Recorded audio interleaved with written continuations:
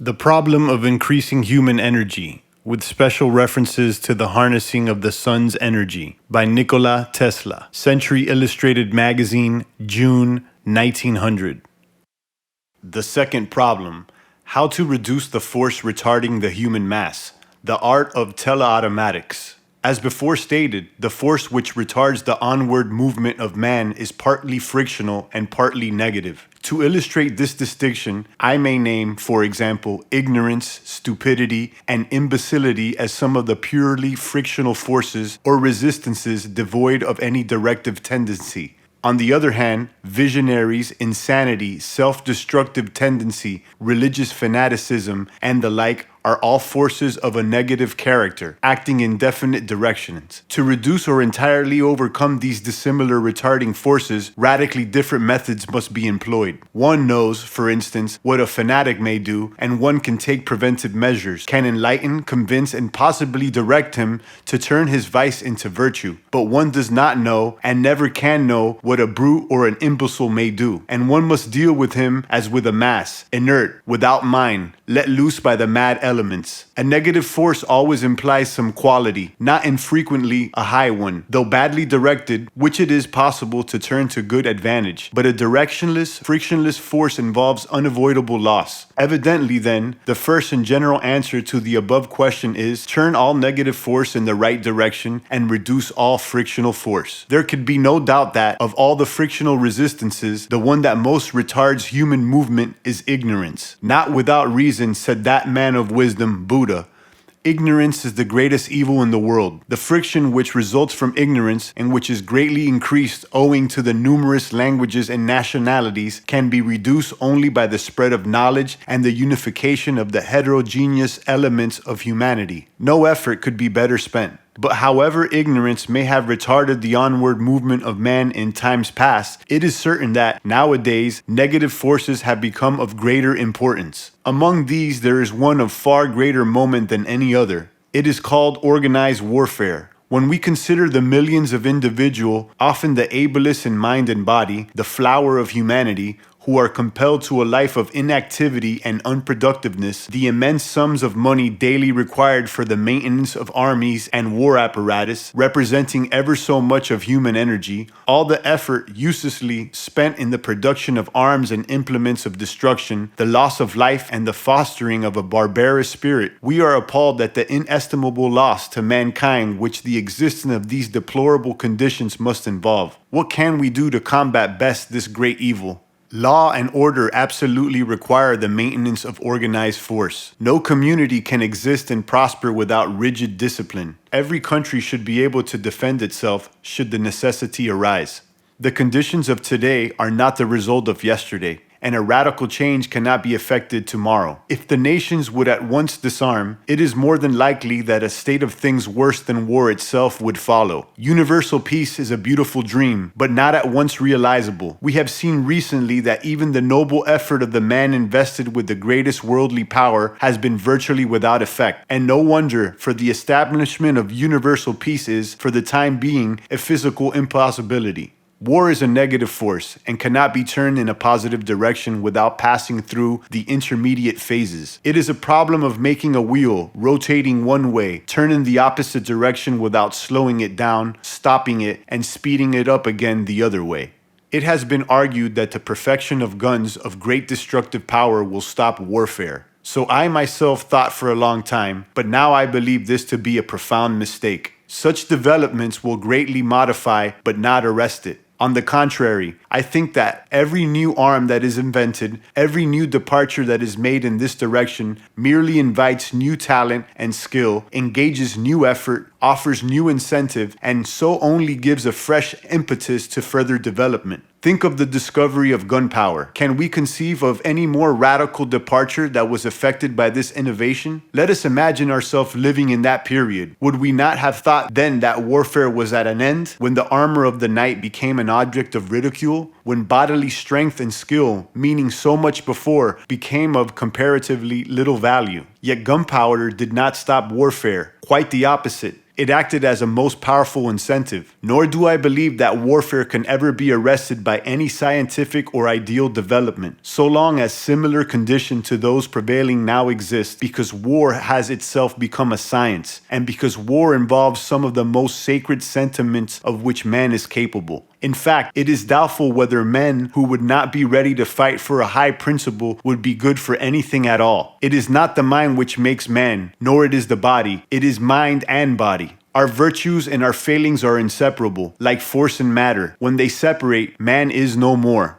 Another argument, which carries considerable force, is frequently made, namely, that war must soon become impossible because the means of defense are outstripping the means of attack. This is only in accordance with a fundamental law which may be expressed by the statement that it is easier to destroy than to build. This law defines human capacities and human conditions. Were these such that it would be easier build than to destroy, man go on unrested, creating and accumulating without limits. Such conditions are not of this earth. A being which could do this, not be a man, it may be a god. Defense will always have the advantage over attack, but this alone, it seems to me, can never stop war. By the use of new principles of defense, we can render harbors impregnable against attack, but we cannot by such means prevent two warships meeting in battle on the high sea. And then, if we follow this idea to its ultimate development, we are led to the conclusion that it would be better for mankind if attack and defense were just oppositely related. For if every country, even the smallest, could surround itself with a wall absolutely impenetrable and could defy the rest of the world, a state of things would surely be brought on which would be extremely unfavorable to human progress. It is by abolishing all the barriers which separate nations and countries that civilization is best furthered. Again, it is contended by some that the advent of the flying machine must bring on universal peace. This too I believe to be an entirely erroneous view. The flying machine is certainly coming, and very soon, but the conditions will remain the same as before. In fact, I see no reason why a ruling power like Great Britain might not govern the air as well as the sea. Without wishing to put myself on record as a prophet, I do not hesitate to say that the next years we will see the establishment of an air power, and its center may not be far from New York. But for all that, men will fight on merrily. The ideal development of the war principle will ultimately lead to the transformation of the whole energy of war into purely potential explosive energy like that of an electrical condenser.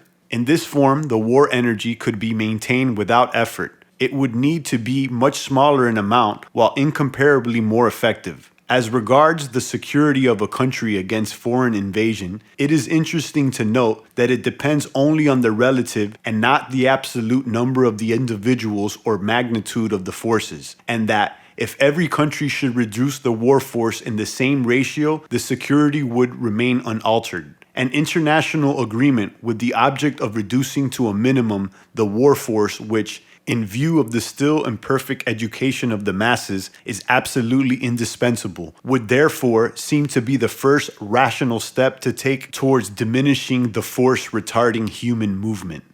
Fortunately, the existing conditions cannot continue indefinitely, for a new element is beginning to assert itself. A change for the better is imminent, and I shall now endeavor to show what, according to my ideas, will be the first advance towards the establishment of peaceful relations between nations, and by what means it will eventually be accomplished.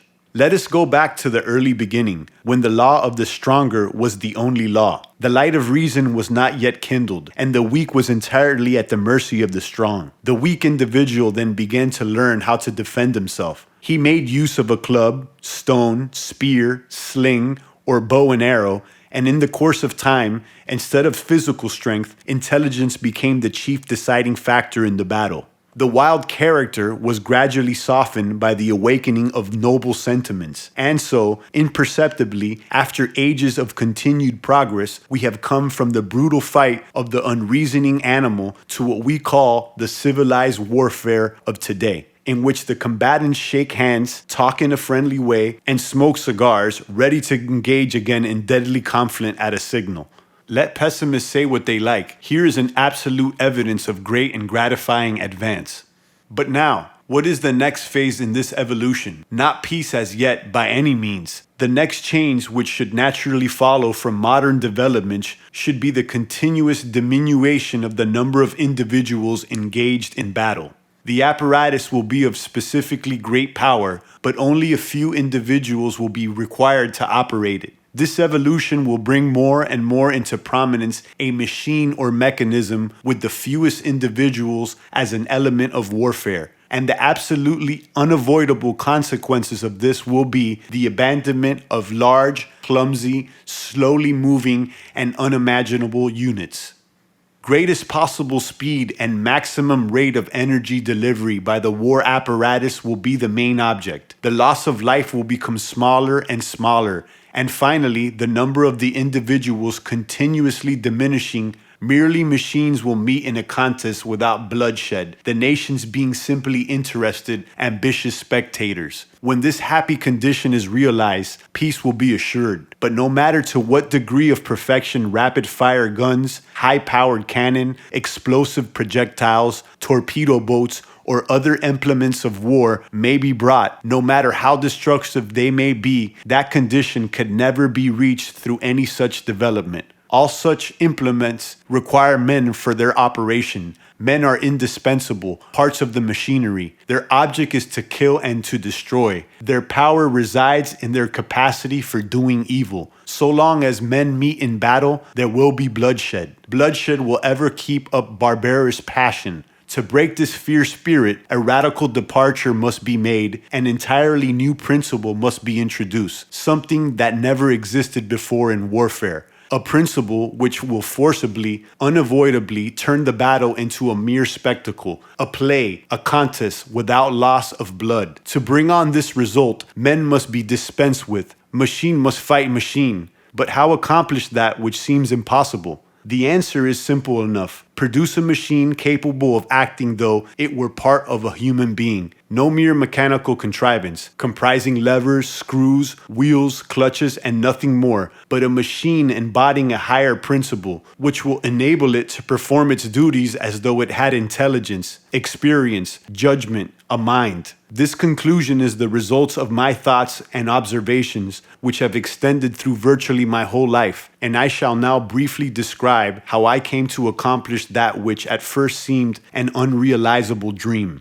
A long time ago, when I was a boy, I was afflicted with a singular trouble, which seems to have been due to an extraordinary excitability of the retina. It was the appearance of images which, by their persistence, marred the vision of real objects and interfered with thought. When a word was said to me, the image of the object which it designated would appear vividly before my eyes, and many times it was impossible for me to tell whether the object I saw was real or not. This caused me great discomfort and anxiety, and I tried hard to free myself of the spell, but for a long time I tried in vain, and it was not, as I clearly recollect, until I was about 12 years old that I succeeded for the first time, by an effort of the will, in banishing an image which presented itself. My happiness will never be as complete as it was then, but unfortunately, as I thought at that time, the old trouble returned, and with it my anxiety. Here it was that the observations to which I refer began. I noted, namely, that whenever the image of an object appeared before my eyes, I had seen something that reminded me of it. In the first instances, I thought this to be purely accidental, but soon I convinced myself that it was not so. A visual impression, consciously or unconsciously received, invariably preceded the appearance of the image. Gradually, the desire arose in me to find out, every time, what caused the images to appear, and the satisfaction of this desire soon became a necessity. The next observation I made was that, just as these images followed as a result of something I had seen, so also the thoughts which I conceived were suggested in like manner. Again, I experienced the same desire to locate the image which caused the thought, and this search for the original visual impression soon grew to be a second nature. My mind became automatic, as it were, and in the course of years of continued, almost unconscious performance, I acquired the ability of locating every time and, as a rule,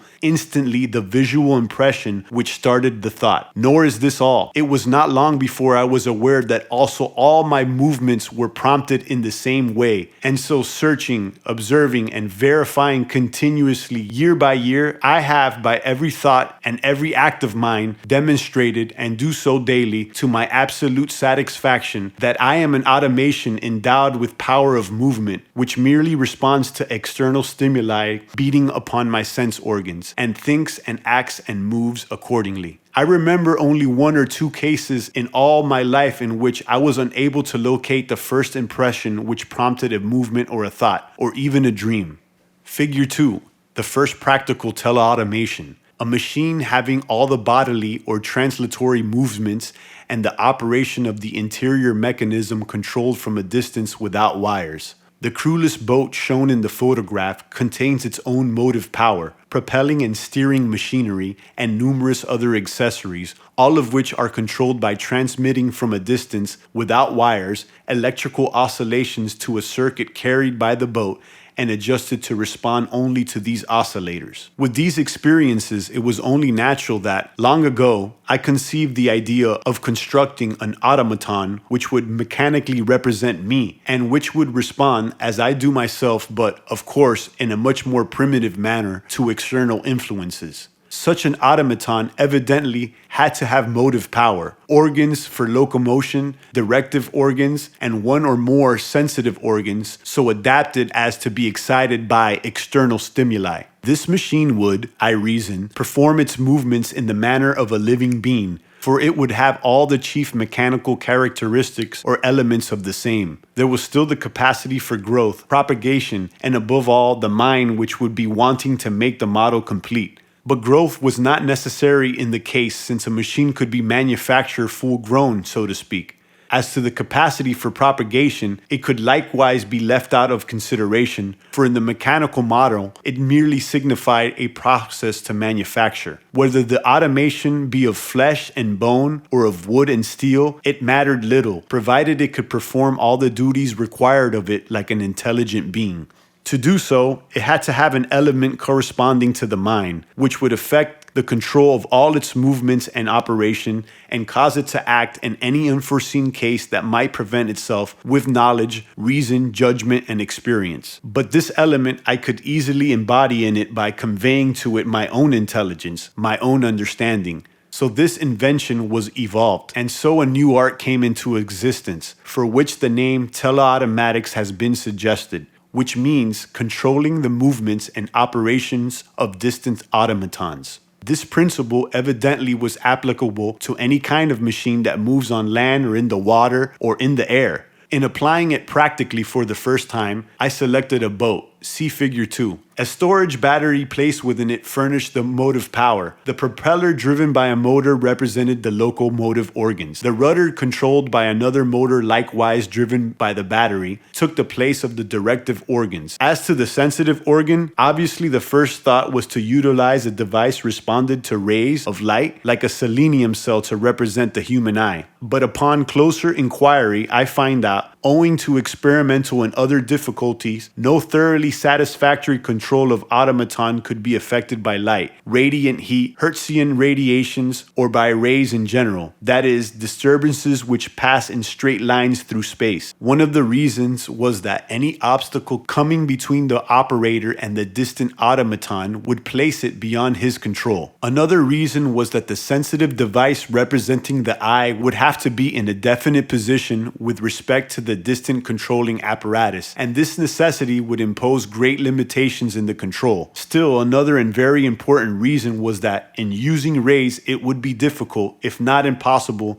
to give the automaton individual features or characteristics distinguishing it from other machines of this kind. Evidently, the automaton should respond only to an individual call, as a person responds to a name. Such considerations led me to conclude that the sensitive device of the machine should correspond to the ear rather than the eye of a human being, for in this case its actions could be controlled irrespective of intervening obstacles, regardless of its position relative to the distant controlling apparatus, and last but not least, it would remain deaf and unresponsive, like a faithful servant, to all calls but that of its master. These requirements made it imperative to use in the control of the automaton instead of light or other rays, waves of disturbances which propagate in all directions through space, like sound, or which follow a path of least resistance, however curved. I attained the result aimed at by means of an electrical current placed within the boat and adjusted or tuned exactly to electrical vibrations of the proper kind transmitted to it from a distant electrical oscillator. This circuit, in responding, however feebly, to the transmitted vibration, affected magnets and other contrivances, through the medium of which were controlled the movements of the propeller and rudder, and also the operations of numerous other appliances. By the simple means described, the knowledge, experience, judgment, the mind, so to speak, of the distant operator were embodied in that machine, which was thus enabled to move and to perform all its operation with reason and intelligence. It behaved just like a blindfolded person obeying directions received through the ear. The automatons so far constructed had borrowed minds, so to speak, as each merely formed part of the distant operator who conveyed to it his intelligent orders. By this art is only in the beginning. I purpose to show you that, however impossible may now seem, an automaton may be contrived which will have its own mind, and by this I mean that it will be able, independent of any operator, left entirely to itself, to perform, in response to external influences affecting its sensitive organs, a great variety of acts and operations as if it had intelligence. It will be able to follow a course laid out or to obey orders given far in advance. It will be capable of distinguishing between what it ought and what it ought not to do, and making experience, or otherwise stated, of recording impressions which will definitely affect its subsequent actions. In fact, I have already conceived such a plan. Although I evolved this invention many years ago and explained it to my visitors very frequently in my laboratory demonstrations, it was not until much later, long after I had perfected it, that it became known, when, naturally enough, it gave rise to much discussion and to sensational reports. But the true significance of this new art was not grasped by the majority, nor was the great force of the underlying principle recognized. As nearly as I could judge from the numerous comments which appeared, the results I had obtained were considered as entirely impossible. Even the few who were disposed to admit the practicability of the invention saw in it merely an automobile torpedo, which was to be used for the purpose of blowing up battleships, without doubtful success. The general impression was that I contemplated simply the steering of such a vessel by means of Hertzian or other rays. There are torpedoes steered electrically by wires, and there are means of communicating without wires, and the above was, of course, an obvious inference. I had accomplished nothing more than this.